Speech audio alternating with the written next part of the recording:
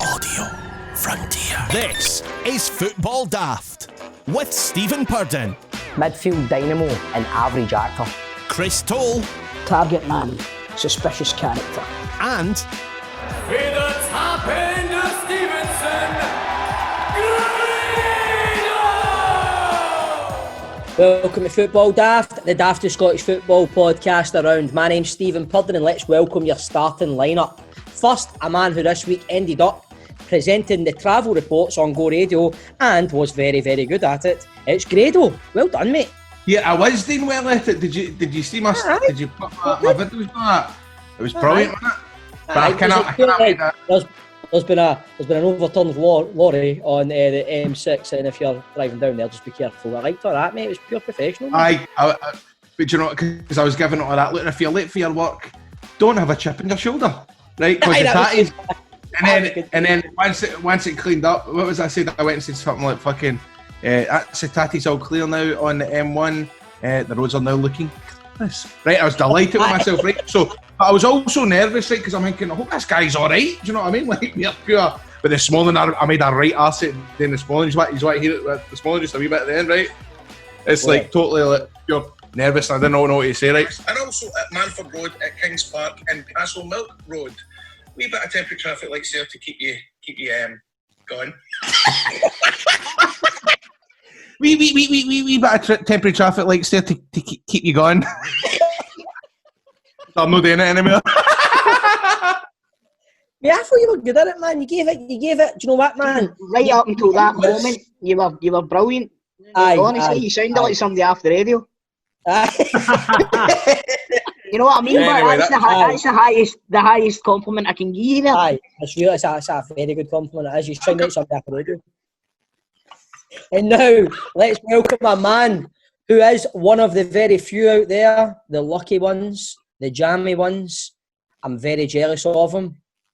One of the men who has pre-ordered a PlayStation 5. It is Chris Toll. Oh. Hey, Can't hide debt, Stephen. Can't hide debt, mate. You can't hide debt. Were you just right in there? Did you wait till it launched and then boom, right in there? You know what? I got a phone call at 8 o'clock this morning. I wouldn't have been woken up otherwise. And I knew that Amazon were getting them at 9, so I thought I'll just stay up and chance my arm. When I went on, I typed in PlayStation 5, and any time I clicked on it, it was just taking me back to the search page. And then eventually, I pressed the button and that holy grail appeared, pre-order confirmed. Beautiful. That's a buzz. Is it for you or is it for the wee man? Well, I say it's for the wee man, but really it's for the both of us. I mean, we play together anyway, so. I've said to the missus, man, that's what I want for my Christmas, man, but I don't know if she's going to be able to get me one now. Do you know what to do, Stevie? What I would do now is pre-order controllers. Because, mate, I was going to buy the controllers, I was going to buy the headset and have all the fucking gear apart from the actual console. And then the console's the last piece of the jigsaw. Know what I mean? Right, troops, man, this is coming in the Games Master podcast, man. Let's move on to football. I'm waiting on Dominic Diamond coming on, man. Or that, man. Hi, Games Master. Can you tell me how to get the faster on Street Fighter 2? Well, it's funny you can say that, cunt. Games Master? You never see Games Master, Grado? Games Master on Channel Dominic 4. Diamond was that not the guy that would like top celebrity fucking breakdowns and all that, and Dominic Diamond would always have an opinion on it, like he was a talking head. He was a talking head on everything, man. Aye. Right, Crooks. Anthony Stokes has left Livingston without playing a game little over 3 weeks after joining the club. What's going on there? Mate, that guy's... I've spoke to John about this on Celtic Daft, right? That guy's a complete and utter fucking head's gone, isn't he? Aye. Have you ever met anybody that's moved clubs have you ever known anybody that's moved clubs as many times as him and Jim Hamilton? I was going to say Jim Hamilton. He's one of the ones, Stokes. He's always kind of been on the edge of being a total tit, but he's been a good player. But I don't know. There's just always been something about him, man. You know what? He's hair transplant. Oh, aye. Maybe it's like the Simpsons. Like he got that hair transplant that came from an evil person. and it's rooted into his brain, and he's just turned into a complete crackpot. They take the follicles at the back of your head, mate. It's your own stuff. Ah, yeah, that's what I say. He's took the hair off an evil person and strapped it to the top. Right, troops. 3 Hamilton Accies players who tested positive for COVID-19 on Monday have now returned negative results after NHS screening. It's gone bonkers, isn't it, man? Aye. It's Hamilton Accies nil, COVID-19. I'm even fake laughing at that one. Fuck you, you dick. But they still need to self-isolate, don't they? Yes. Aye, they did, didn't they? Aye. So they're kind of, I don't know, man. So they've got, was that a fake positive they got? It must have been. Like Lee Hodgson, Jack Annick. I think Rangers have know these players have had them and just had it and just fired them out the door. How was the goalie last night? The Hearts goalie, did he play for something last night then? Mate, fucking hell, he had the game of his life. Did they? Aye, I'm like Atty John on Celtic Daft. Aye, Hodgson Edward never missed a penalty in his career. Fucking curse. He missed a penalty last night? Aye, somehow saved it. I didn't even know that. But this is, we're just going to have to keep playing it by ear each week by week. Mate, do you know what, mate? There is somebody after they do there, mate. That was poor, man. No, you didn't. You did not. Just going to have to keep taking it each week by week. I'm just sitting here thinking they're probably going to need to take it week to week. But how did you play last night, Toll? Celtic were good last night. They went down a goal, obviously, pretty early on, 2 minutes into the game or something like that. Ironically enough, I actually missed it. I missed the goal because I was away doing a wee thing. But after that, they were brilliant, man. They really were. They were excellent. I think they're a better side without Ncham in the team. And Big Duffy looks like a threat going forward all the time. He's just up here to get the golden boot, isn't he? So you'll probably beat Livingston at the weekend. You'll probably go tap on Saturday, and it's over to us, man. On Sunday, a very, very hard game at Easter Road, man. This is pressure for Rangers. This is the biggest weekend yet, isn't it? Really? Aye, it is. I would say. Aye. And we were talking about this on Rangers Daft, but we've done well with the old clean sheet record. But I've got a feeling that could be a bit of an issue on Sunday. I see goals in this game on Sunday. Because as we're talking about again in Rangers Daft, Hibs will only sit in. It'll be a different game to what we're used to playing this season. So I think it won't be as one-sided. Do you know what they've got as well? They've got 2 right good fucking strikers, haven't they? Mm-hmm. And they've got Kevin Nisbet. Aye. And that Boyle's a player too. Aye, definitely is. He plays in the right, doesn't he? Aye, he's good. I think Celtic and Rangers were actually linked to him. They probably will be again, man. Before he signed a new contract, but Bob, he signed a new deal with Hibs. The Hibs fans were absolutely fucking over the moon because they never thought that he would stay. So do you know what? That's kind of encouraging for me. See players staying at Hibs and not taking the money and going down to the lower leagues in England and stuff like that. I like that. I like to see that. You know. I think he is a good player, man. It's why Hibs have started really, really well. They've started well, but few guys in my work, Hibs fans, are saying they've not actually been playing that well. They're just getting the results. I've seen them; they've looked all right. I mean, but we'll see, man. But the SPFL and the Scottish Government are in talks about holding further test events with fans next weekend, with a view to getting supporters into the Old Firm game in mid-October. Fans at Parkhead. So what would it be then? I think because obviously the tester games last week, it was just the home team fans, wasn't it? Obviously, I would assume it would only be the home team, Grado, to be honest with you. I don't see if there's going to be fans at the Old Firm game. It'll just be Celtic fans. There'll be no Rangers fans there. Aye, because you can't control who the tickets go to. You know what I mean? Mm-hmm. And that would cause ructions. Imagine the amount of supporters clubs try to get tickets for that, and it would be fucking bonkers. See, I think me and my mates have talked about me and my 5 mates sitting together, but it's like if they're going to do this, God knows the next time me and my mates will be sitting together at a game because I can't see it. You know what I mean? Like My mate's at Tam's there, I'm here, Dale, Bert, Marcy, so it's a weird one, do you know what I mean? But I don't know, man. Just need to wait. There's more important things going on, man, but it's good to get fans back to football. It needs fans. I don't see it happening this season. Neither I do. I think we're going to end up in another lockdown, to be honest with you. No fuckers giving a fucking... No fuckers giving a fuck about it anymore, internet. Nobody's bothering their arse. It's gone that way. It's gone that way. It is going that way. It looks that way, man. And it's weird. Change the subject, man. It's too depressing, man. I know it is. It's weird. So, on the show today, we welcome former Hibs captain Rob Jones, and it is my turn on the Legends Lottery. Only there's a slight problem, Trips. Well, no problem. Issue. There's an issue, right? So, I have been summoned by the powers that be at my work at River City. I need to be somewhere today. So I will possibly not be completing the show. But I might need to boost. And then when I boost, I will, if it comes to the point where it's the Legends Lottery using it to do it, I might not be there. But if I've got a legend, I'll say to him to come on. I might not have one. You know what I mean? So you might need to date without me. Right, cool. That sounds so. You've got a Legends Lottery and you might not be there. That's cool, mate. Wait a minute. Hold on a minute here. Right. It's a Legends Lottery. You've got to introduce the guy. For all I know, he might have dialed into Zoom by accident, this guy. Right? And if you're wanting the points, Stevie, in fact, you know what? No, I need to be the bigger man for once in my life. And do you know what? That's fine, mate. That's fine, because I understand how important that is. I know what you mean, because there is sometimes, right, when players come on the Legends Lottery and I'm like, who the fuck's that? Number one, and then number two, you're like, what am I going to ask them? I have no idea. Do you know what I mean?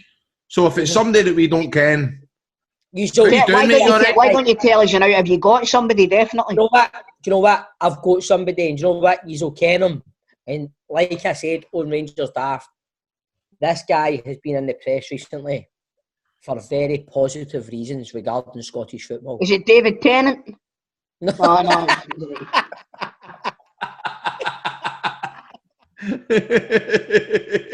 It's good, but it's not right. It's Roy Walker. And on the big question, inspired by Grado's cousin from a couple of weeks ago, we are asking, have you ever been a mascot, and do you have a story? But now, let's get to the man whose fingers are so on the pulse, he should have been a doctor. It's Chris Toll with his rumour mill.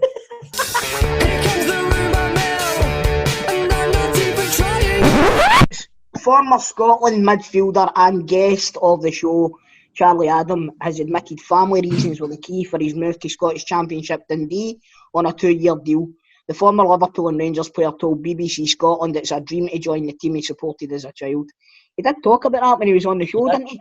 He did. And I said to him at the time, I said, no chance of you coming back up to Dundee? No. Away, you fibber, Charlie boy. Right. In other Dundee news, funnily enough, they're mulling over a controversial move for former Dundee United striker Nadir Chifchi. Him? My God, what happened to that guy? Oh, fucking hell. Do you know what happened to Nadir Chifchi? The same thing that happened to fucking 90% of the players that signed for Celtic or Rangers for a Scottish club. Disappeared into fucking obscurity. He wasn't good enough for Celtic. Scottish Championship's about his level, I'd say. Good luck to you, Nadir. Mate, I don't even remember him signing for Celtic. He was at Celtic for 4 years. We were doing the lower leagues. That'd be way. I don't know. I don't have any memory of him playing with Celtic. Did he get a game? He scored a few goals, a couple of goals. He was pissed. They give him number 7 grade, no. I mean, fucking hell, what's that all about? Oh, that's a big tough. That's a toughie to take the number 7. Who's the number 7 in the route, Celtic? They've not had one since that fucking Hardy. 50? Is he retired the number 7? They've retired it for him. Oh, that's great, man. The fucking because we get that many loan fees for him. They thought, you know, like, get a guy he's due, and they've retired the number 7. Good on them. Right, Hearts have signed former St Mirren defender Mihai Popescu from Dynamo Bucharest on a 2-year deal. Popescu will be subject to a 14-day quarantine period after arriving. That's going to become the norm, isn't it? Signing players, man, and they come, but they can't play for 2 weeks because they need to be quarantined. It's like when Jim Farry was in charge of the fucking SFA. There we go. Preston are ready. See, Grado doesn't get that one. Nah. That tickled me, that man. That tickled me. That was good. I like that one. Tell me, man. Preston are ready to do a player plus cash deal involving Deepdale star Daniel Johnston and Rangers forward Jordan Jones. Rangers are reported to have offered $2 million plus the Northern Ireland International. Might be a good move. I like Daniel Johnson as a player, actually. He's quite tricky. He's a talent. He's a good player. St Johnson. Do you know him feel like watching? Watching the English football, mate. Aye, I always watch the magazine shows kind of thing where you get the highlights shot against. It's like, do you know him for watching that? Aye, mate, the English football. Stevie, I'm just sitting here thinking, does he know him for watching the Hang on the Hang? Yeah, it's this fucking diet. It's fuck me, man. Yeah, he's got 12 goals and 8 assists last season, man, and that's a hard league to get that in, so he must be trying to move on. St Johnstone are keen to sign former Aberdeen midfielder Craig Bryson, says manager Callum Davidson. And inspired by Mark Millar's filming of Albion Rovers, Lucasfilm are set to dip their toes into Scottish football as they look to take the rights of the championship matches. The Star Wars creators are to use the state-of-the-art 3D technology and sound effects to add another dimension to the likes of Dunfermline versus Morton. So you've maybe not heard much about that, but imagine like when somebody shifts the ball, it makes like a lightsaber noise. Wow, wow, wow, and when you hit a shot, it goes pew. Brilliant, magic. Bring it on. I'm all for it. Football Daft with G4 Claims. Been involved in a road traffic accident? Call them now on 01698 767 172. Mate, you're doing the traffic and all that, and see if there's crashes on the road, man. Who would they phone? Well, basically, if you ever come across any road traffic accidents, you should phone 0808 17 17 700 every morning on the Go Radio Breakfast Show. However, if you have been involved... No, you start with the police first. Right, Grado. They're a crash. Phone Grado. Fucking hell. Right, well, aye. As I say, once everything's safe, once everybody's secure, there's no persons trapped, then you can start reporting it to the relevant authorities. If it is your vehicle that has been involved in the road traffic accident, unfortunately, you're going to have to deal with the insurance, and the best place for you to go to deal with insurance is G4 Claims, because G4 Claims are absolutely bloody fantastic. They sponsor the show. We think they're brilliant, and they make it a lot easier for you. They're going to provide you with complete accident management support that you require. They'll recover their costs from the at-fault party. They're going to sort you out with a like-for-like vehicle replacement. They're also going to organise your vehicle to be repaired at one of our approved body shops, and it will be returned back to you. Should your vehicle be deemed a write-off, they will recover the pre-accident value for your car, write you a big fat check, and best of all, it won't cost you a goddamn penny, as they charge the at-fault insurance direct. G4 Claims don't call. They don't buy data. And once they've processed your claim, your insurance will remain unscathed. Best of all, Nicole and the team over there, they won't take your case on unless they think they can help you. So, if you've been involved in a road traffic accident or know someone that has, get on to G4 Claims on 01698 767 172. That's 01698 767 172. Get them on the old web at notatfaultclaim.com or find them on the social media, G4 Claims Limited. G4 Claims, not at fault claims. Made easy.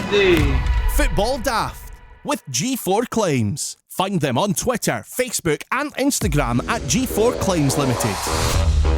Welcome to Football Daft, a man who arrived in Scottish football in 2006 with Hibs. He went on to become a hero at Easter Road after captaining the club to their first bit of silverware in 16 years. He is currently a coach at Middlesbrough. It's Rob Jones. Thanks for joining us, mate. No, pleasure. How's it going at Middlesbrough? How's things?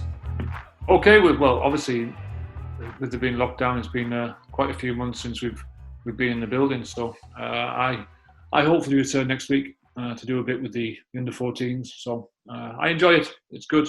Gets me out of the house. Gets me on the football pitch, which is where I want to be. Just looking back on your career, mate, you started your career in non-league with the likes of Spennymoor and Gateshead. At that time, you were also working as a teacher. What did you teach? I worked in a primary school, so I taught. It was a mainstream and special needs primary school, so I taught the special needs children to swim. Obviously, there's a big hydrotherapy pool there. That was my main job, and then I taught the whole school PE. Aye. So I was probably the first school coach, if you'd like, where basically you get the kids from the classroom, go and teach them the PE curriculum, give them back, and then go and do your other job. So I enjoyed it. I enjoyed doing that as well as me part time. Brilliant. Oh, were you a scary teacher? No. No?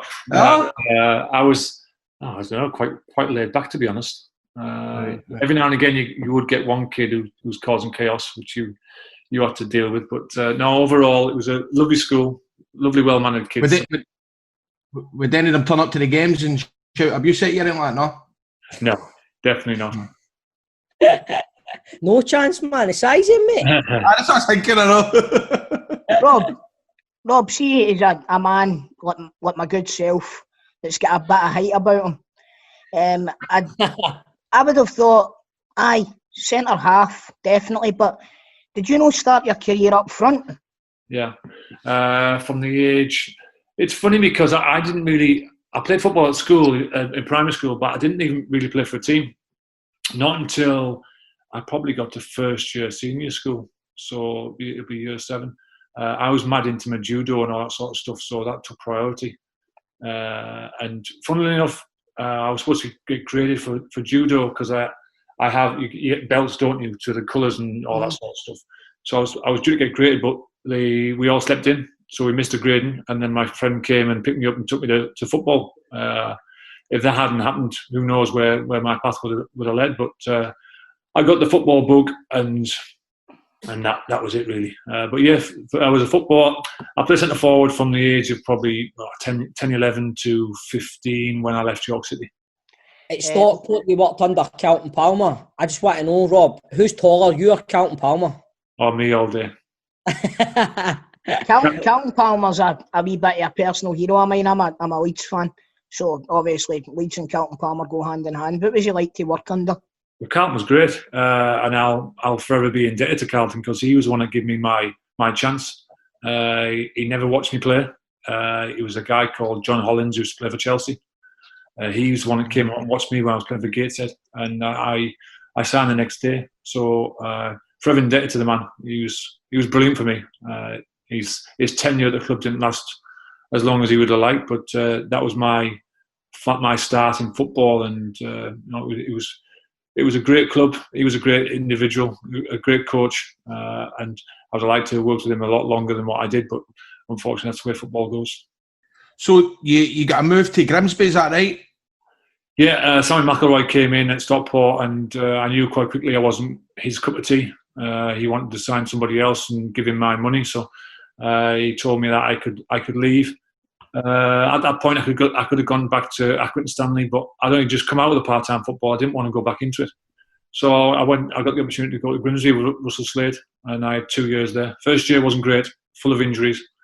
It was difficult, really difficult. But the second year went like a dream, and then obviously at the end of it, the Hibs bought me for a good amount of money, and the rest is history, as they say. Did you know much about Hibs and Scottish football in general, Rob, when they came? Not as much as what I know now, but I knew about the big 5-6 clubs up in Scotland. Obviously, it's on TV and all that sort of stuff. So you knew where they were, you knew where they were, but you don't really get to understand the club until you actually step foot in it. It's difficult. If you're not a fan, then you don't understand the football club. But once you step foot in the building, then you realise how big the club actually is.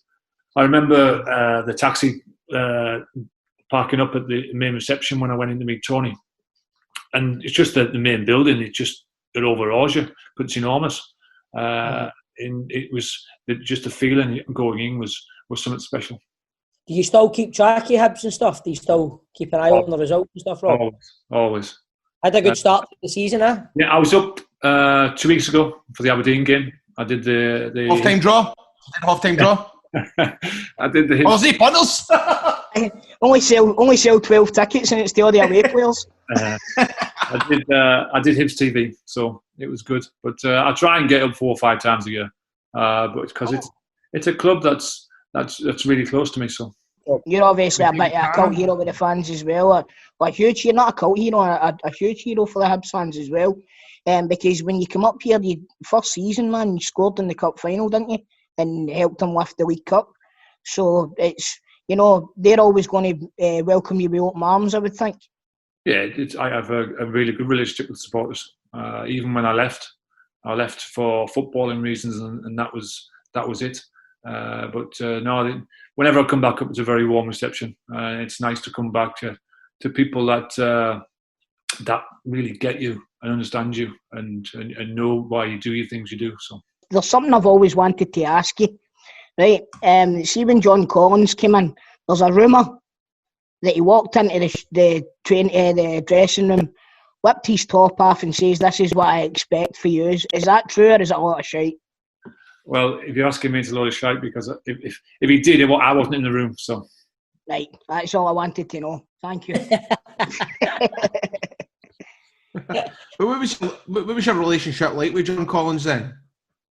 It was fine. I think, looking at it from the outside in, there was a lot of players, I think, still pining for Tony, because Tony was brilliant, and I only had him for 3.5 months. He's probably one of the best managers I've ever had, and that means something. The fact that you didn't really get to know him as well as you would like, but he just had an air about him, Tony. And when he walked in a room, everybody stopped and listened and took note and acknowledged the guy. I think it was tough for John when he first came in, because the young boys had been with Tony now for probably 2 years, and Tony had guided them through and helped them. Tony never shouted, never raised his voice. It was always in a mild-mannered way, and that's how he got across to the boys. So I think some of them were pining for him a little bit. A bit of a culture shock going from Tony Mowbray to John Collins, I take it then, 2 completely different characters, eh? Yeah, I think so. I think some of the young boys had never been told what to do before, if you know what I'm saying. It was always like almost like a night and day situation. So I took some of them a little while to get used to it. What was his training like? What was on the training field? What was he like, John Collins? Was he quite demanding? Our training was good. But at the end of the day, you're out on the pitch playing football. You get paid for it. It should be irrelevant who's coaching you. You should want to do it as much as you can, as often as you can. But training was good. He sometimes he joined in. Sometimes he'd stand and watch from the side. But no, training was good. It was always at a high tempo. He'd always felt tired at the end of it. And to be fair, the football we played from the time he came in was a bit more total football. So we all had to change, especially me. I wasn't really a footballer with the ball at my feet. I had to develop into some sort of player who's comfortable with ball at his feet and starting tacks off. So it was a change for everybody, really. That was a really good Hibs team that you played with. Your Scott Browns, your Kevin Thompsons, Whitakers, when you went on about Fletcher there just for the stuff for the Patreon. Obviously, you said you need to be in Scottish football to understand it, but were you really surprised at the standard of these players at Hibs? Well, when I came in, I'd only had 10 days off, because I played in the playoff final for Grimsby against Cheltenham 10 days before. So it was quite a whirlwind and quick for me, and it was quite quick to actually get to understand not just Scottish football, but the Scottish players themselves. And I remember the first training session, because we were in Europe that year, so it was quite a quick turnaround for me, and I was quite taken aback by the standard of individuals. When I did come up, you've got David Murphy, who went to Birmingham, Whittaker, who departed, Chris Killen up top with Fletch. You had Guillaume Bouzlin, who's got the best first touch I've ever seen in my entire life. Scott Brown, Kevin Thompson. So you looked at it from that point of view, you're thinking, wow. Like I alluded to earlier, there was lots of very, very young good footballers with abundance of talent. See when you were in training, you played fives. Did you ever have to play against Benji? Because that guy was a box of tricks, wasn't he, man? Benji was a good kid, but if you walloped him, he disappeared. So That was always my motto. Kick him early and he will disappear. So like, after John Collins departs, Rob, one of our former guests we've had in the show, Big Mixu, he comes in. What was he like to work under? Mixu was great. Mixu at Donald Park. I haven't spoken to Mixu for a while, but I speak to Donald Park quite often. Donald's quite a little bit my mentor from my coaching pathway. So whenever I do my badges, I come up to Scotland. Obviously, Donald's left the Scottish education now, but when I came up, he was brilliant for me, and he's always at the end of the phone. But they were both great. Mixu was Mixu. You knew when you were on the wrong side of him, and you tried not to do that. But no, he was. Like, that says a lot. A guy your size being a wee bit feared of Mixu. He did come across as if he would batter fuck out you when he was on the show earlier on. No, Mixu was a good guy. And again, he got the club, if you know what I'm saying. We talk about people who've been in Scottish football and people who haven't, but he understood the club and he understood what the club wanted and where he wanted to go and how he wanted to play and what the fans wanted and all that sort of stuff. So he knew what he needed to do quite early on. But no, he was very straightforward. He knew what he wanted. Donald Park was great for him. He was great for us as a group and as a unit. And we did all right. I think if we had time again, we may have changed a few things. But you cannot affect the past. You can only influence the future. Exactly. Was it frustrating for you, mate? You know, you were talking about Stephen Whittaker left, but also you had Brown and Killen and Kevin Thompson. Was that frustrating? A lot of times when Hibs players would leave the team. No, I think it was more of an inevitable because they were that good.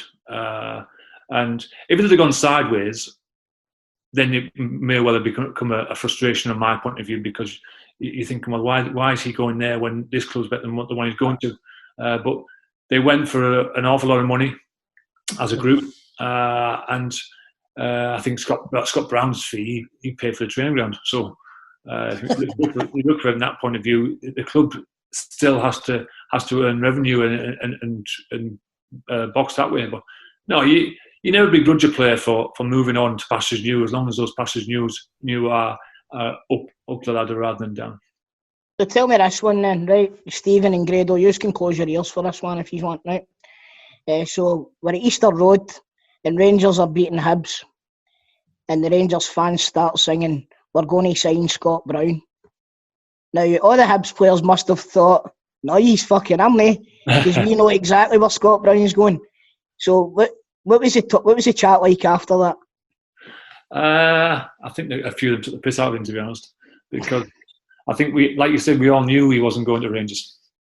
I didn't know that. I knew he wasn't going to Rangers. I think conversations had been had and questions had been answered with regard to what Scott Brown was doing. Obviously, remember that Scott Brown nearly went in January window, and he stayed until the end of the cup final. But no, I knew Scott was going to go to Celtic. I know Newcastle came in at the last minute, didn't they? With a outrageous bid at the back end. I think he'd been at Celtic a week, and Newcastle offered double his money, I think, to go there. But no, I think it was all done and dusted quite early. Wait, did Newcastle come in for Scott Brown after he had signed for Celtic? Yes, they did, yeah. I didn't know that. No, yeah. I didn't know that. Here we go. A breaking exclusive for Football Daft. Right, so tell me this one then. How much of a nightmare was it playing in front of Big Eve McAlamby? Well, he was. To be fair, he was nearly as tall as me, wasn't he? I think he was massive, man. That'll be why the ball went through his legs so often. He was a bit wiser than me. But I think it was tough for him. He was a young kid coming up from London. I think all his family and friends were in London. He was quite close to them, so it was quite difficult for him, I think, to start with coming up, and then this expectation, because ever since I came up, there was always grumblings about the goalkeeper. The goalkeeper does this, the goalkeeper does that. What about this one? What about that one? So there was always grumblings about that side of it. But to be fair, he had his good days. He had his indifferent days. I don't know where he is now, to be honest. But no, he was a nice kid, but just young really. At the end of that season, Rob, you were linked to a move to Leeds, and reports say you were raging. Hibs turned it down. How close did that move actually come to happening? No, not so close. I think there was discussion at that point between my agent and I think it was Dennis Wise at the time, who was Leeds manager. I don't think it really got off the ground, to be honest. And the fact that people saying I was raging, what could I be raging about? There was nothing to be raging about, to be honest. There was nothing concrete. A bid hadn't gone into from Leeds to Hibs to say we wanted to display. It hadn't gone in. It didn't even get that far. I think it was a conversation between obviously Dennis Wise and my agent at the time, and that's as far as it got, because it never really got off the ground. So for people to say that I was raging about not being able to go was so far off the mark, because it didn't really get off the mark. Aye. Was there not talk of you moving to a couple of other clubs? I think when you moved on to Scunthorpe, there was the option for Nottingham Forest, and I think it was Derby was the other one. Don't quote me on that, but was that, how hard was it to choose between those two teams, and was it as hard as when you had to play against Messi? The window opened. Well, just before the window opened, it was Colchester and Paul Lambert. I think he'd offered 100 grand and he got thrown out the door. No chance. They wanted that might have been a blessing in disguise, though, because Lambert moved on pretty quickly after that, So he went to Norwich after that, didn't he? So it was a difficult one. But no, the Nottingham Forest one was close, a lot closer than most. And I'm being brutally honest, I would like to have gone to Nottingham Forest at that point. They were struggling in the Championship at that time, and they needed the centre half. Billy Davies was the manager, so obviously he knew Scottish football really well. But again, they didn't come to an agreement with the two clubs, and the chairman and Mixed Two said no, not for sale right now, and the discussions were had closer towards the summer. Just to let you know, Macalambi played with Wickham up until last year, mate. Oh, did he? Three appearances.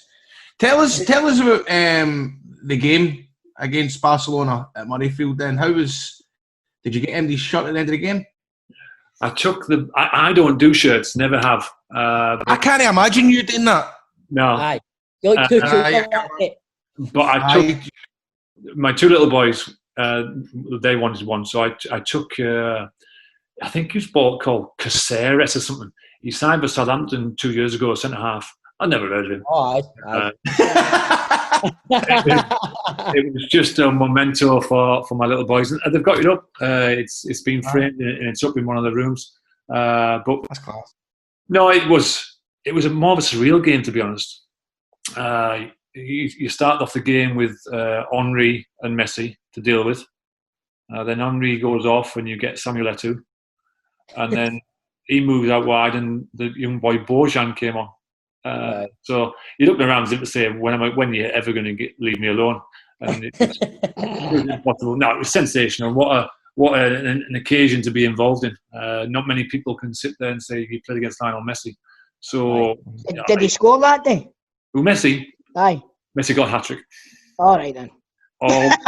my next point was going to be, well, not many people can say that they played against Messi and kept a clean sheet, but a hat-trick's nearly as good, isn't it? No, nearly as good. Three carbon copy goals he scored. Cut in from the right-hand side, whipped it in top bins each time. It was against Paul Hanlon was making one of his debuts. Paul Hanlon, was he? And he had Lionel Messi. Oh, imagine that, right, man, you're going to make your debut, right, who we playing? I'm no well, I can't come in today. Right, so Derek Riordan rejoined the club. We've spoken about Derek Riordan on this show before. All the talent that you could hope for in a footballer, pure natural talent. What did you make of Riordan? How talented was he? He left the first time just before I signed. So I think he moved across to Celtic in 2006. I think it was a week before I signed. So I never got to know him from the first time round. But then when he came back, I got along with him really well. Good guy, real Hibs fanatic. Really wanted to do well. Obviously, he'd gone, he'd made some money at Celtic, but he was just a down-to-earth guy. And people say they're a headstrong lunatic, but he never come across like that to me. We get along really well. We still get along really well. He's doing a little bit now. I think he's doing a little bit agency work or something for someone, or his own company. I bumped into him 2 years ago when we did a charity event up at Hibs, and he's great. We get along really well, and I think a lot of the stuff that's put out there about him is so far from the truth. It's unnecessary at times, but I got along. I thought he was a great guy. So much talent, man. Unbelievable ability on the ball, man. He was like, honestly, you must have seen him at Celtic a lot too. Know what I mean? Aye. Every time he came on, you felt as if he was going to score a goal.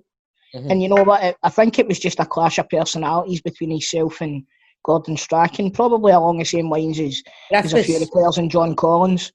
Like Hibs and like Griffiths as well. Aye. But like I said, a phenomenally talented footballer. Just didn't seem to click. I don't know what it was, man. Strachan's got a few sins to answer for, right enough. But maybe Derek would probably cater for this type of manager now, because they're all man managers now, aren't they?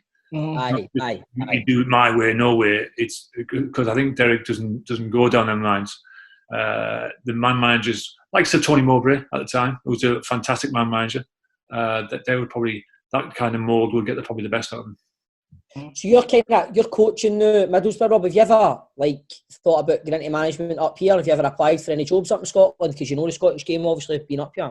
Well, I did when I went to Doncaster, I got the player manager role, and we actually won League One on the final day in the last minute, promoted to the Championship. So I've done the management side of it, which is great, and it's what I want at that present moment in time. It's what I wanted to do. Right now, do I want to become a manager? I don't know. Do I want to coach? Most definitely. Aye. I've said it many times. I coach not because Rob Jones wants to coach. I coach because I want to pass on my knowledge and influence to other people. And I want other footballers that I coach to have the possibility and the opportunity to have what I had. Because I had the best job in the world. There's no question about it. It is the best job in the world. You get paid very handsomely for it.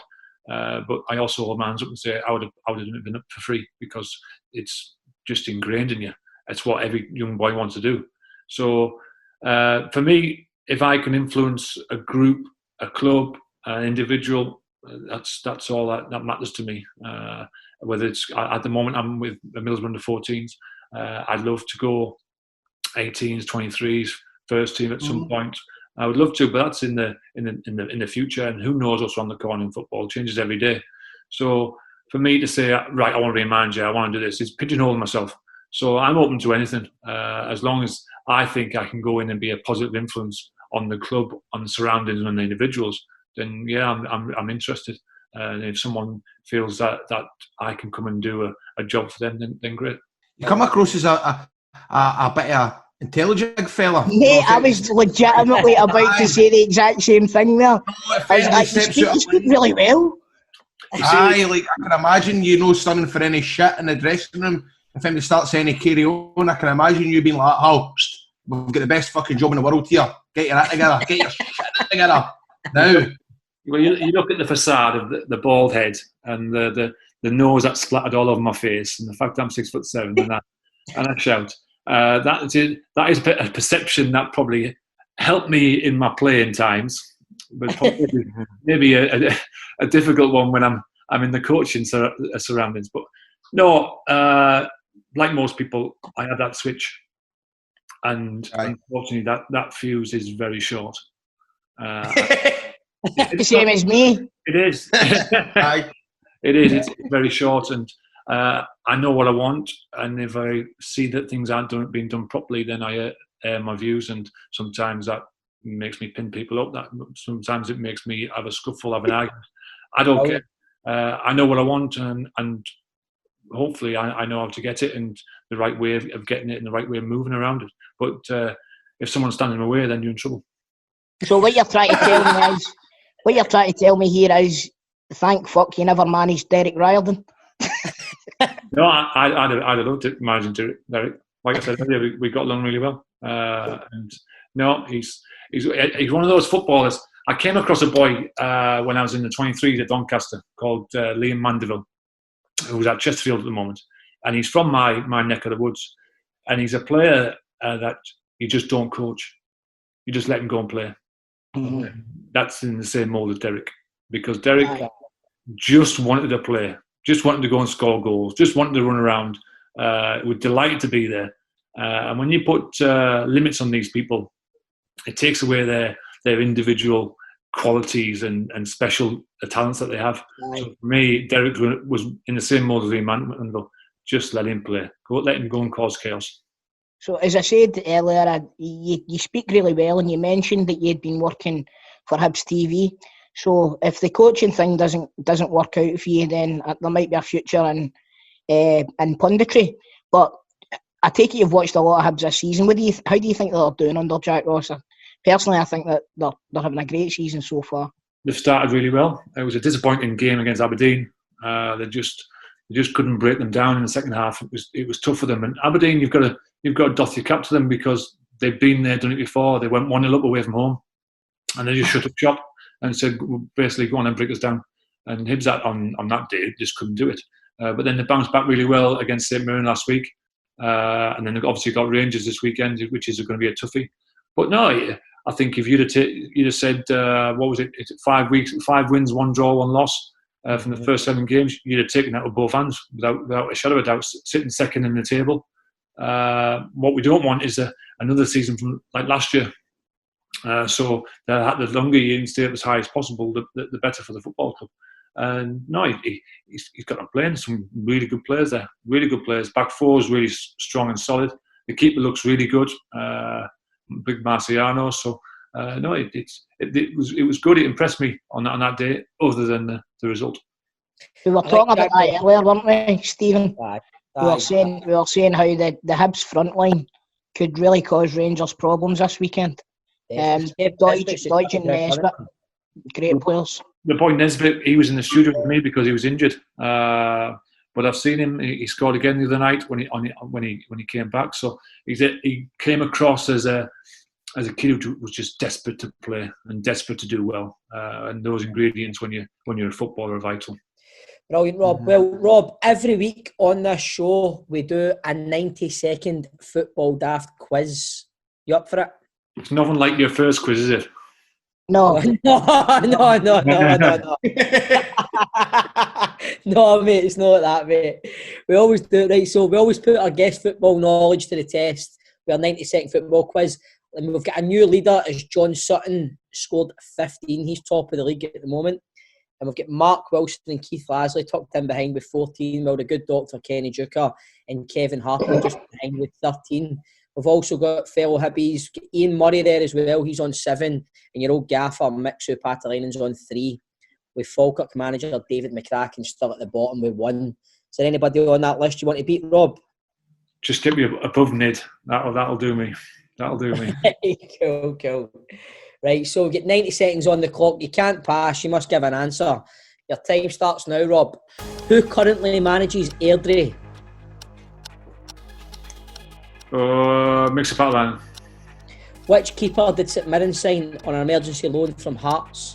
Zahal or Zamal or something like it's called.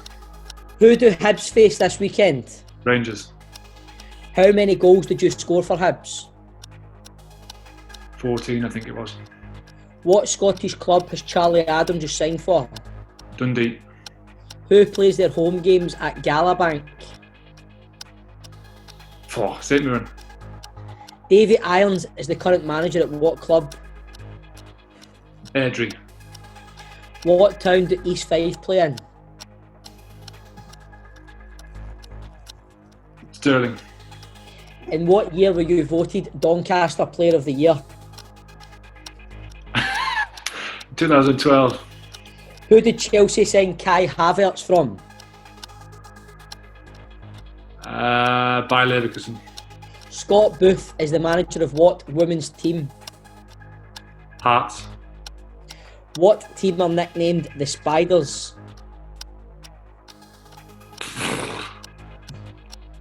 Livingston. In what minute did you score your League Cup final goal? 26. What Scottish team have had 3 players test positive for COVID? St Mirren. Time. Oh, I started the question, so I'll finish, John. Gareth Bale is close to signing for which Premiership club? Tottenham. There we go. Some dodgy questions in there, producer John.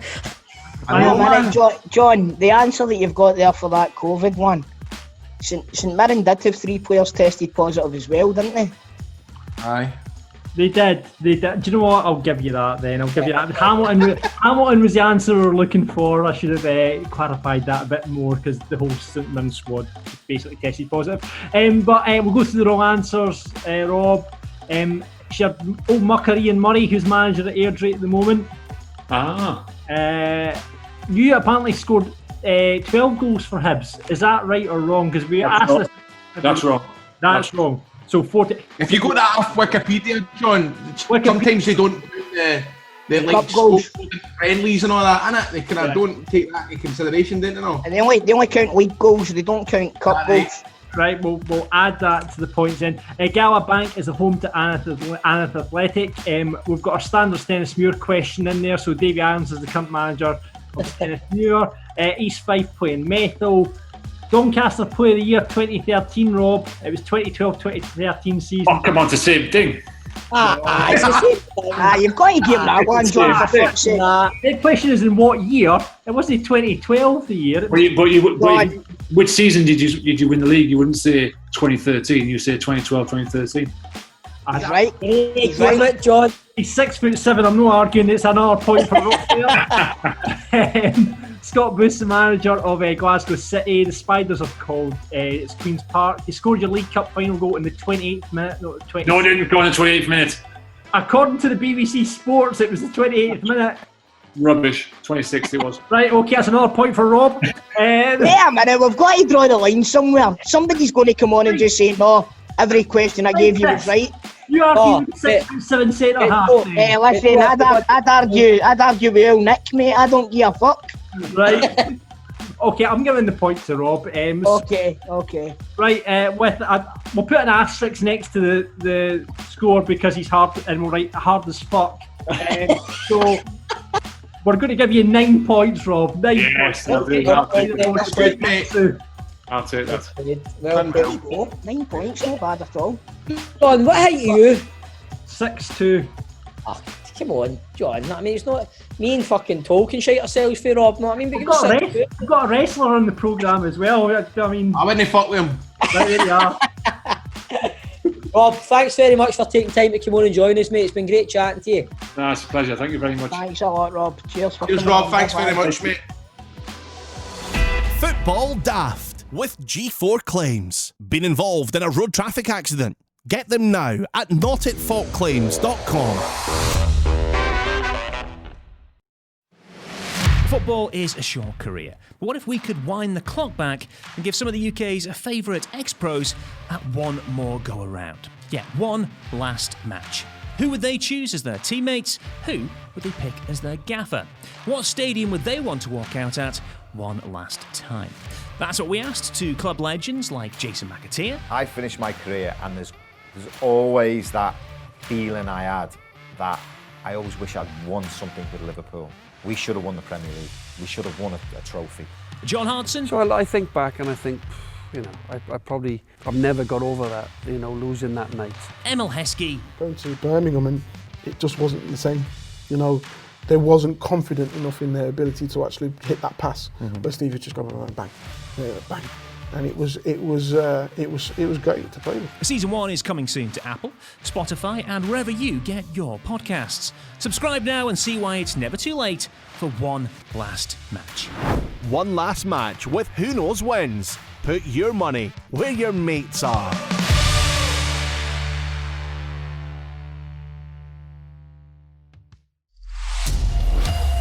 It's once again time to try and give away some Beer 52, and we have 2 cases up for grabs this week on the Pro Set Playoff. In front of me, I have the 91-92 season Pro Set cards, and we get a contestant on to play one of the boys to see if they can guess the player before them. And this week, we welcome Shire supporter John Conlon. How you doing, John?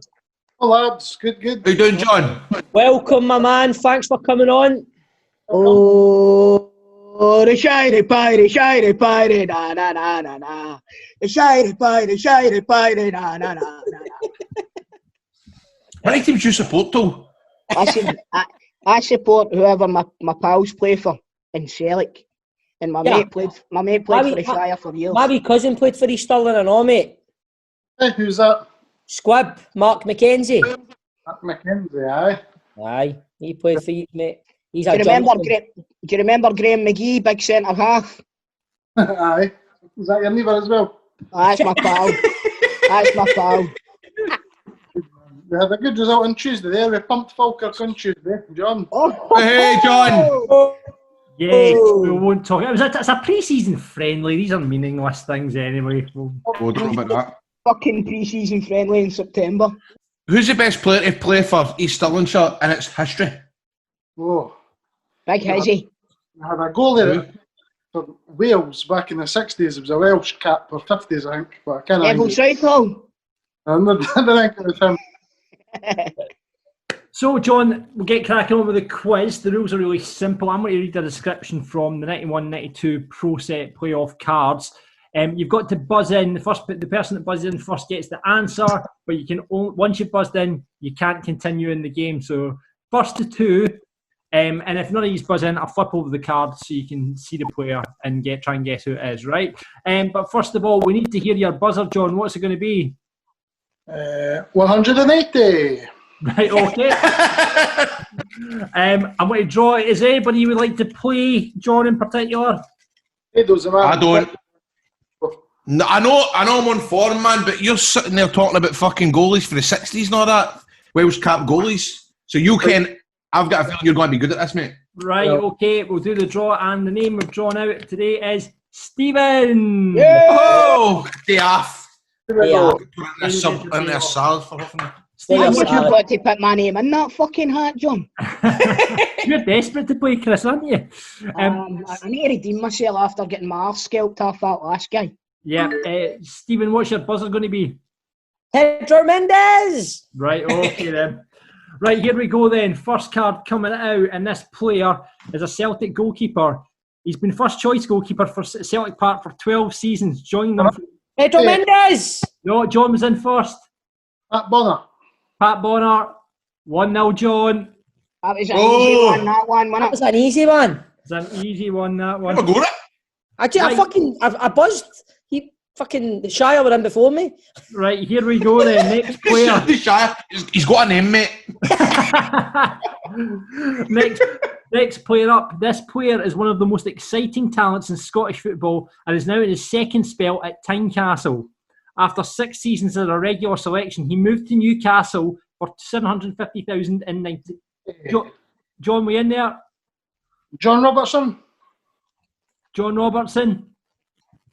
Correct answer. 2-0 Whitewater. Well played, John. Well played, mate. Oh, thank you. That bullet, lads. Yeah. Yous are absolute dog shit at this, man. I'm the best on this. Yous are a fucking redneck at this game, man. That's my first once. Give me a break. I thought that's my first loss. I take the week off, man, and he's got pumped, man. John, well played, mate. Honestly, well done, John, my man. Sorry for running the beer.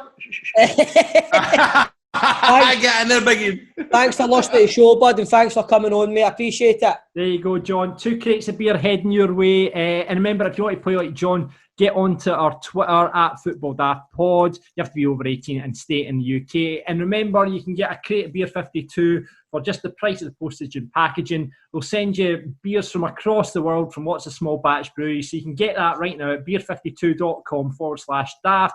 beer52.com/daft. Just pay $4.95 for the postage and packaging and you'll get a carry out for the weekend. So there you have it. And if you want to get on next week, get on the socials. Football Daft's big question. Right, before we get to this week's big question, we need to head back to last week's, where we asked, have you ever been verbally abused by a footballer?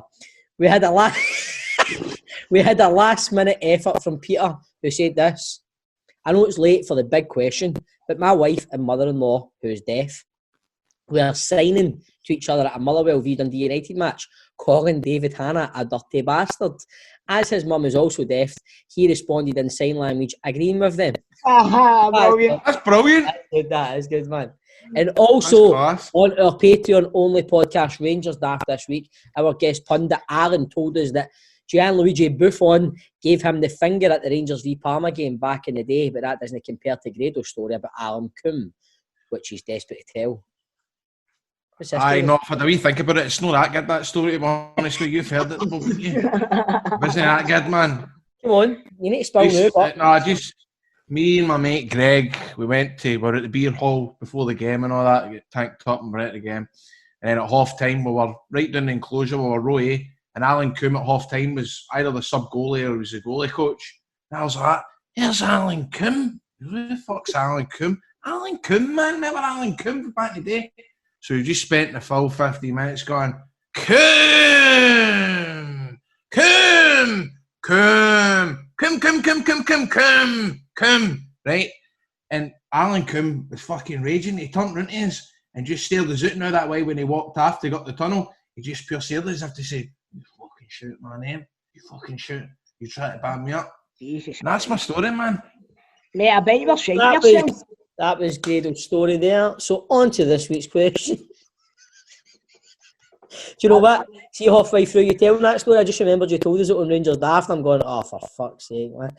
Cool. So on to this week's question.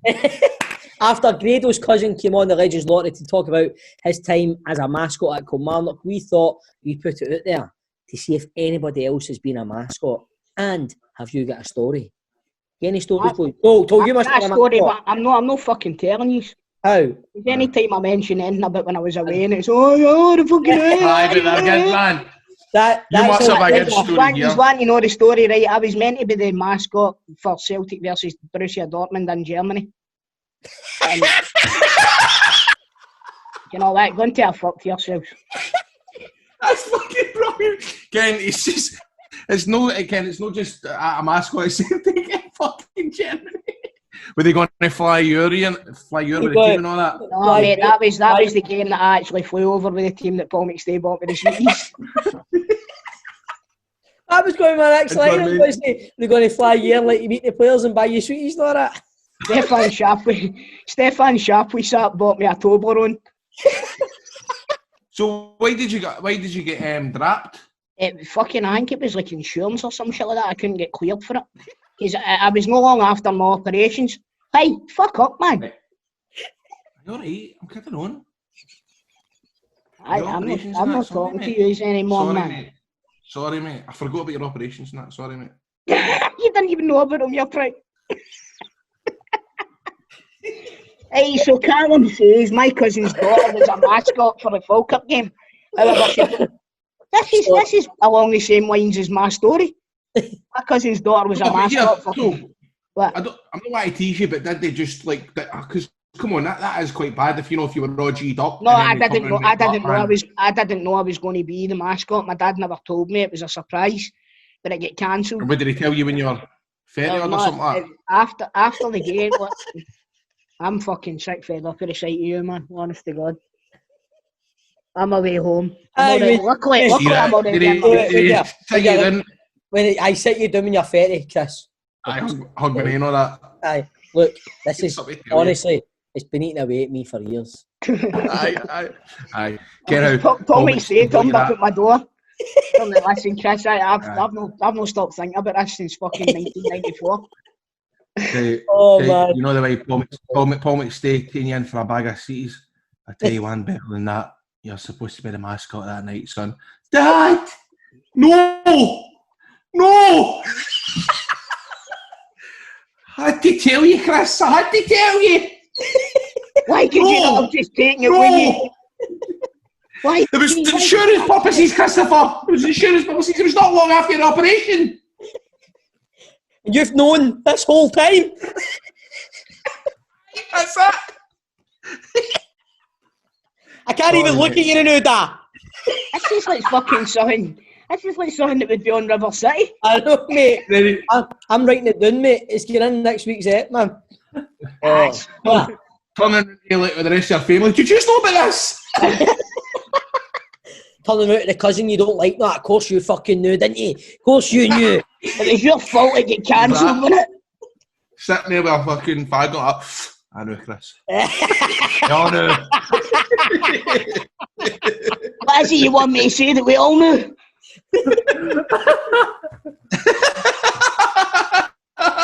Mate, I love your three stories. Told me, honestly, it's gold, mate. I love these stories for your win. What a play. It's amazing. I wasn't a mascot. I was a flag. Now you can get the flag bearers at Ibrox. Were you? I done Not that. anymore, you don't. Aye, no, aye. We pure can't take it when he says stuff like that. No, I mean, I've just sat there for 5 minutes to take the filters off using these can't take one. I know. It's double standards and I feel bad about it. I'm sorry, Tom. No, you're right. But no, we're fine, mate. It's cool, man. As a flag bearer, man, and Barry Ferguson, Rangers were playing Falkirk. And what age were you? 24. Seriously, I'm not joking. I was like early 20s. I was. It doesn't go by age, it goes by shirt size. Aye. I was like, I'll do it. Up hospitality and all that, but out with the flag and all that shit. But when I done it, Scott Arfield played for Falkirk at the time. I was at that game. Oh yeah, and he ran out. That game. I was giving loads of abuse to the flag bearers that were going round the park. It's a story here. There's no story. It's just that Scott Arfield ran out, and I was pure cheesing with myself. So we were like, oh, look, here's a wee man. How you doing? And I went, all right, mate, floating on here. And then we signed Scott Arfield. It's up there with the Coombe story, man. How did you know you... By the way, that's worse than the Coombe story. Right. Aye, but I've enjoyed that, man. Right. That's good. Callum has phoned in to say... He's phoned in, has he? My cousin's daughter was a mascot for Falkirk game. However, she broke her leg before the game. Rather than cancelling, the club organised for her favourite player, Will Vaux, to carry her out to the centre circle and back again. That is class. Tell you what, Stevie, they must have a good insurance company. That is class. G4 claims. So Scott said that he got to fly the Champions League flag at Celtic versus AC Milan in 2005. What a night. I was there that night. I remember you well, Scott. Brendan won a competition to be the mascot when Morton played Kilmarnock in the CIS Cup at Rugby Park in 2009. I was at that game. It had been announced beforehand that Kevin Kyle was getting his first call up to the Scotland squad, but wasn't playing for Killie that night. So he was in the players' lounge before the match, and my dad was up congratulating him on his call up, acting like his pal. It's a beautiful story from Brendan. And Murray has got in touch to say, I was a mascot once for Queen's Park, loved the day, and got to run out next to Grado's pal, Ricky Little. That's class. I'm going to tell you on this podcast this week, maybe listen. Craig says I was a mascot at Celtic versus Dunfermline Scottish Cup final in 2007. Last out the tunnel was Jim McIntyre. Before the game, I said all right to Rod Stewart, and he denied me. Prick. Greg says I was a mascot for Clydebank versus Cowdenbeath in the 1992-93 season because my pal's dad knew somebody. I remember running out for a kickabout with the players before the game. One of them told me to try and scout the linesman with the ball while he was checking the nets. The ref let me keep the £1 coin for the coin toss. Happy with that. My mate's dad said it would be 5-0, and it did end up 5-0. I went to the changing room after the game to get my programme signed by the players. Saw far too many grown men's willies. I can still smell their Aljets today. Let me say that last bit there. I can still smell their Aljets today. The Legends Lottery on Football Daft. Let's take a delve into the pick and mix of Scottish football and see if we can pull out a fizzy cola bottle. As once again, it's time for our Legends Lottery. Each week, one of the team is tasked with finding a former hero, getting them on the show. Then you rate how good they were out of 5. Stephen leads with 19.3. Chris is second on 13.9.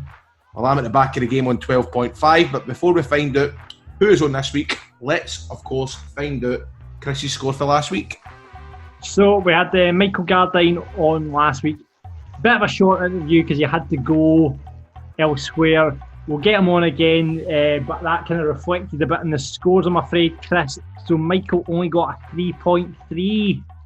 That's not bad. That's not bad. Is it? Yeah. I'm all right with that. But I think Michael will show his true colours when we get him back on the show, because I didn't do him justice. No. To be honest, I didn't do him justice. So where does that put me? You're still at the bottom, Dafty, because it's me that get the points. Right, oh shit, right, okay. Well, so, well done, Tol. You are still second place. I've got a feeling that I'm going to catch you one day. I'm on 17.2. What am I on? 12.5? Yeah. 12.5. It's going to take a couple of years. It's got to take a couple of sick days in that for me to get up to where you are, innit? I know, and you're likely to have 6 days before me, so. Fuck, I know, man. Right, well, we're recording this wee part of the show separate for the main show. Is Bob, he is one of the most busiest men. You've wrote here he's the busiest man in Scotland. He's not as busy as me, all right? So as a result, Bob has had to go away, do social media for River City to discuss his character's upcoming... I better not write that. He's upcoming death. Is that right? Is he getting killed up River City? No, that was a wind-up. I said that was a wind-up. We get pulled. Well, he still wants this. He still wants this part of the show to happen. So please welcome to the show the creator of Kingsman, Kick-Ass. Did he write Avengers Civil War? He did. Avengers Civil War. My God, I've seen that. He's now a legend of Scottish football after launching a state-of-the-art camera system set to change the way football is viewed in this country and potentially elsewhere. And it all starts with his home team of Albion Rovers. Please welcome none other than Mark Millar. Hey, how's it going, guys? How you doing, Mark? Hey, not too bad at all. Hey, yeah. It's good to get you on the show. Thanks for taking the time to do this. Oh, not at all. Not at all. I need to avoid work. I'm a bit gutted because it's the Legends Lottery part of the show. Stephen's starting to make a bit of a gap between himself and me and Grado now, and I think you're definitely going to put him over the top here with this one, because you will attract people who wouldn't normally listen to the show. So we're going to talk about football though, before I start going off on my fanboy rant after the football talk, right? Yeah. We're going to talk about football. Mark, talk us through what you've put in place, not just with Albion Rovers, but with other clubs in Scottish football. I'm really excited about this, to be honest with you. So am I. I'm genuinely excited about it. In lockdown, everybody was going mad, and you were just bored. And one good thing about doing what we do is the job's quite creative, and you can do it from the house and come up with ideas and things, And I just do that all the time. So whether I'm writing comics or films or whatever, I just love coming up with new ideas. So lockdown, in a way, I can sort of escape it by just thinking about other stuff, And I went to bed one night and I was saying to my wife, I'm really worried about Albion Rovers. And she was like, I say that to my missus every night when I'm going to bed. And she was like, why? And I was like, well, I was on Facebook, and one of my pals, who's a massive Rovers guy, he was retweeting this thing saying, they need 10 grand to get through summer, just to get through to the new season. And I was thinking, God, that 10 grand's not going to go far. The drinks bill alone in the boardroom, it's going to go quick, isn't it? So I was kind of like, well, what's going to happen if there's a second wave and all that? These clubs are getting wiped out, and I was quite disturbed. I went to sleep and then I woke up early next morning, and it's the way it works with a film for me sometimes as well, like a comic, an idea that you get up and you start scribbling notes and you start thinking, right, okay, here's the solution to this thing. So what I did was, and I thought it has to be televised in some way. It has to somehow get lower division football on TV. But there's the obvious problem with that, which is there isn't a big enough audience to justify a 20 grand van sitting in the stadium, sending us stuff back to ITV or BBC or whatever. Not just that as well, Mark. If you sit a 20 grand van outside Clifton Hill, when you come back, the wheels are away, mate. And that was the thing. I was just like, there has to be some way around this, because it's so expensive to televise football, and that's why it's just Celtic and Rangers and Hearts and Hibs, So I spoke to some TV guys. I phoned the heads of BBC, ITV, and everything. They were saying, look, this is impossible. It can never happen. Just the numbers don't add up for this. And but then I got talking to a couple of interesting guys. Ian McNowney, who's the SPL chairman at Stenhousemuir.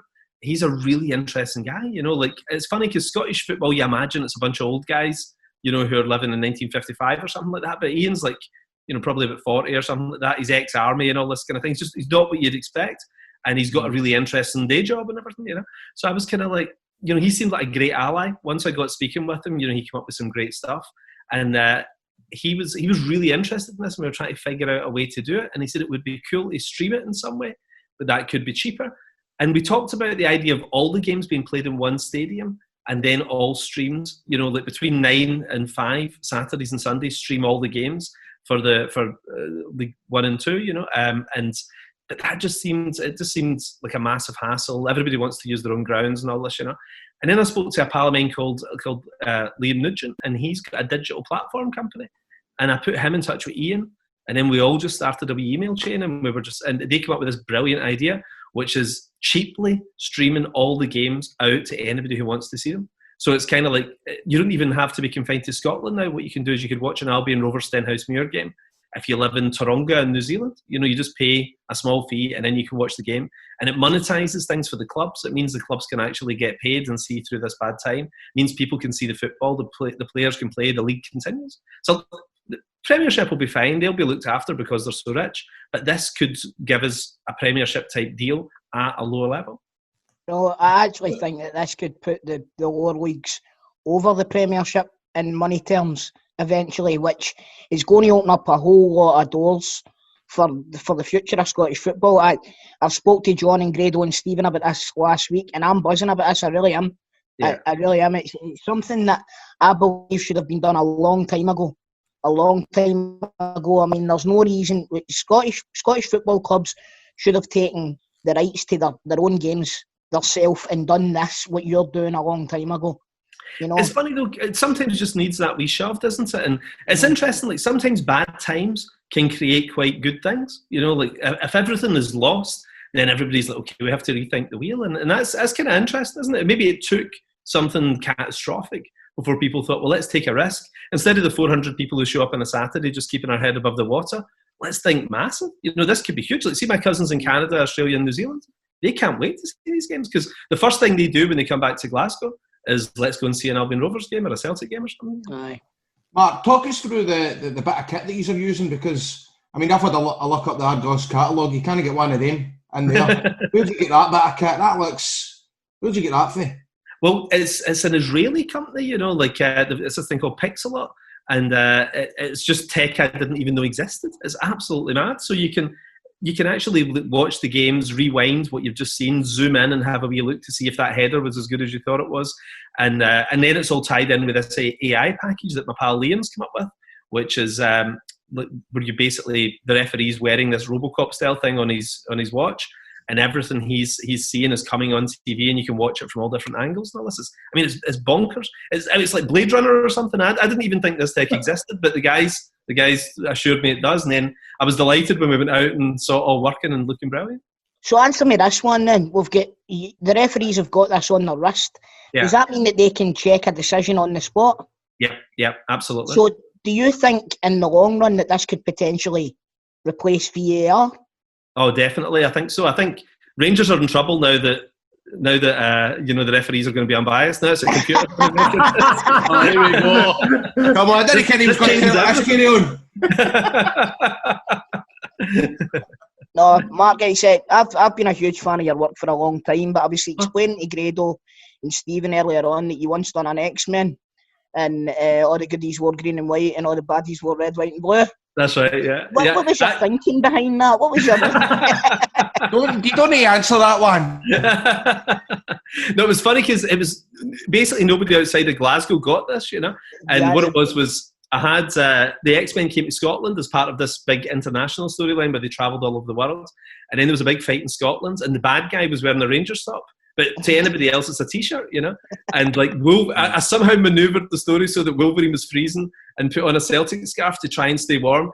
And the big conclusion is him stabbing the baddie in a Rangers top. It's like, I don't know what was going through my head. I think I know what was going through your head, but we best not say. Because if you get any football questions. No, but I've got another superhero question. Have you ever thought about writing a dwarf superhero and making a movie about him and casting a guy for Coat Bridge? Wolverine's supposed to be 5 feet tall. Is that right? Well, Hugh Jackman doesn't want to play him anymore, so. But you know, the weird thing, Wolverine in the comics is only 5 feet, but like in the movies, Hugh Jackman's 6'2" or 6'3", and they had to get around this in the film, and they always had the guy who played Cyclops standing on a box. Don't know if you've ever noticed it. James Marsden's only 5'10", so they put him on a box whenever he's in any scene with Hugh Jackman. Really, I never noticed that. I love the X-Men movies, but my favourite ones that you do are the Kingsman movies, man. I fucking love them. There's I've got one in the house that nobody's seen because of COVID. It was supposed to come out. It was supposed to be out months ago, and then it was supposed to come out in September, and then it got bumped back. The premiere was last week, and we had to bump it back. So it's going to be Valentine's next year. Yeah. So I'm literally the only person that's seen this. I'm just sitting watching it like it's a whole movie. Until later on when I come round and chop your door. me and you should pirate it. Why don't we pirate it? We'll go round the pubs and we'll sell it. Well, Owens is open again, so happy days, man. I mean, I think if I were, we could probably make about 25-30 quid out of this. And that could get you another one of the referee things for the run. So, Mark, what do you hope in the future with regards to football? Are you going to be moving this out to other platforms, other teams, other countries? Is that the big idea? Is that the big plan? Well, it's interesting actually because I planned it as an Albion Rovers rescue, you know, like I say. But then I realised we had to make this more than just Albion Rovers very quickly because otherwise there's no other clubs to play if they all go under, you know. So the idea was to try and get everybody in on it. But I'll tell you what's amazing: 24 clubs came in on it, and I thought we'd get 10 or something. I thought maybe over time they would see success and then people get into it. But they realised this is the only option. This is what's going to save us in a second wave or even just another restrictions, you know, where you can't get people in the stadiums. And Albion Rovers, because it's quite quiet, it's actually not too bad. You can space everybody out quite well. You know, but some of the busier clubs in League One, you know, it's going to be a wee bit harder. But like, I've realised that I think it's going to catch on everywhere. I think in England this is going to be big, and I think it's going to be international really, really fast. Especially in this time, I don't think people will waste time either. I think this is going to go mega. And I'm actually not making any money out of it. I mean, because a couple of people said to me, "Oh, is this your company and everything?" I was like, no. We literally just set this up and we donated cash, and then we're stepping back and letting the guys get on with it, you know. So if it becomes mega, I'll see nothing out of it. But the one thing I will be delighted about is that we still get lower division Scottish football. Because I'd hate it. Imagine all the games were just the big games. I love going to these wee clubs, and it's like the Bruins, isn't it? You know, when everybody knows each other in the stadium. Like, I know every single person sitting at Albion Rovers Stadium, and when you're standing waiting on a pie, you're talking for half an hour to somebody. You know, it's nice. You don't get that anywhere else. You know what? I fully agree with you, but Grado and Stephen slagged me because I used to go to all different clubs to watch football when I was younger. Yeah. I mean, I've had a season ticket at Albion Rovers for a few years. I've been at East Stirling. I went to Falkirk, Wraith Rovers, Airdrie, you name it. Yeah. I've been everywhere, right? And they two ripped the absolute piss out of me for it. But this is the sort of thing that's going to bring these clubs back to the fore. And I know I keep saying it, but I'm buzzing about this. I really am. I think it's going to be great, not just for Scottish football, but for football in general across the I think it'll democratise it again, because there is something weird, isn't it? You kind of forget that Celtic and Rangers and all that are just local clubs. They just started as local clubs, and then they grew into these machines, Manchester United and everything. But there's nothing stopping things for just going mental. There could be too much money coming into Albion Rovers, which I kind of love the idea of them just making too much dough, you know, and you could, God knows what you could do at the stadium, you know, you could buy some brilliant new players and everything, you know, like within a year, Scottish football could look quite different with this. You know, is this going to be ready to go for the start of this season in the world? Oh yeah, it's operational. It's now operational. I mean, I don't know, you know, the restrictions change every day. I'm not quite sure what's going on, but like there's supposed to be a night, there's Albion Rovers Stenhouse Muir game that we've been invited to watch and just see the whole thing up and running. And they were the two clubs that were kind of at the forefront of this whole thing. So it'd be quite nice. You know, there's a wee bit of it. It's like a twin town, isn't it? Like Stenhouse Muir now feel it our wee affiliate club, and I like them. You know, I'm kind of rooting for them now. I said, but you're saying you can't tell us any fans that because they think that they're a bigger club than Albion Rovers. We know that they're not really right, but they think that they are. You know, so just don't alienate them at the beginning of your lovely relationship is what I'm saying, Mark. Well, it's funny. I went to see an Albion Rovers Celtic game a couple of years ago, and I always thought of myself as a bit 50-50 Albion Rovers and Celtic. And then it was actually weird because I was obviously in the Albion Rovers ends, and I saw Celtic score 3 goals in the second half, and I actually felt sick. And it was really weird. And I realised I'm about 75%, 25% I'm an Albion Rovers guy. Well, the next X-Men comic will need to have red and yellow outfits in, my man. I'll get it in Kingsman. I'll get it in Kingsman somehow. Make Taron Egerton wear an Albion Rovers strip. Right? That's brilliant. Bring it on. Well, it's funny. We're doing a film with Charlize Theron at some point, and my plan was always to get an Albion Rovers top on her. You know, bring her again.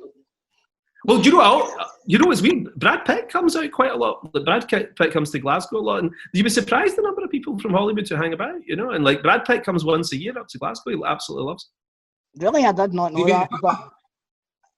What's that? Has he been in the football? What he does is he jumps on the train. He's usually in London for something. He'll put on a baseball cap and a pair of sunglasses, come up to Glasgow, spend 2 or 3 days just bumming about. I'm sure I seen him in the Broomloan front last year. I knew it. Right. Do you know? Listen, Grado. Do you know how Brad? Do you know how you know that Brad Pitt's a Celtic fan? How's that? Because he looks like one, mate. I thought I seen him chatting Royal Britannia with the Union Bears last year. You wouldn't know the words, but listen, Mark, I know that you're going to be pushed for time, mate, and I really appreciate you coming on the show.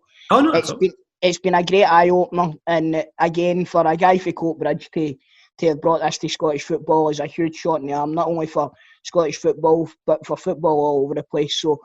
And thanks very much for getting Stephen another perfect fucking score for the. That was superb, man. That was really good, man. Really, really good. That's the only downside to this. You know, I'm sitting here talking to one of my heroes, and I know that Stephen's getting the fucking rub for it, and I'm raging. Stephen's a legend. What can I say? Aye, well, he's a legend in his own house. Mark, thanks very much for coming, mate. All the best. All the best, guys. Bye-bye. Right. Football Daft with G4 Claims. Been involved in a road traffic accident? Get them now at notitfaultclaims.com. What do you think of that then, Grads? I know we're missing Stevie, he had to boost, but I've enjoyed it this week, man. What do you think? It's been good, man. We've had a Hollywood guy on, we've had Rob Jones, but what we haven't had is a certain story about you, possibly. I mean, you've touched on it before, but you've never managed to get around to it. I think today, I want to know about that time you nearly got in Big Brother. Grado, Stevie's not here, mate. I can't do it without him. Right, fair dues, mate. Hey, can we get the Alan Coombs story again, though? Is that funny? Was it that bad? It wasn't bad at all, mate. I was on camera because I thought he was going to jump into a crowd like that Hamburg player and get you down. Booms! Right, I'm off before you. I want to go watch the Rangers. What channel are they on? Rangers TV. You've probably got yourself a membership already, big man. Just take your details in. Oh, no, I'll just use yours. Right, I'll catch you later. Is it just me and you then, John? Grado away now and all? That's the outro done. Let's do something that none of the two of them know about. All right, okay, right, what can we do? Hey, let's put it out to the listeners, right? If you had to, what one of them would you winch? Would you winch Grado or would you winch Stephen? Who would you winch? You know what? I'd give them both a big hug, but my girlfriend wouldn't be too happy if I winched one of them, I'm going to be honest with you. Yeah, well, you've got to choose one. If you're making the listeners choose, Chris, you've got to choose one. I tell you what, I'll put it out to the listeners, and if we get enough answers for this, then I'll give you my answer next week while the two of them are on the show. Right, okay then. So let us know who you'd like to winch, Grado or Stephen, and then we'll find out who Chris wants to winch. I'm going to put my cards on the table and say Grado just because of the height. Well, that's a good point. I might need to go for Stevie so that I'm not on my tiptoes too much. True. You'll have to have a think about it and you can let us know next week. Right, okay, Doc, I'll do that, mate. But listen, thanks very much. We had a great fun this week. Absolutely. All the best tricks.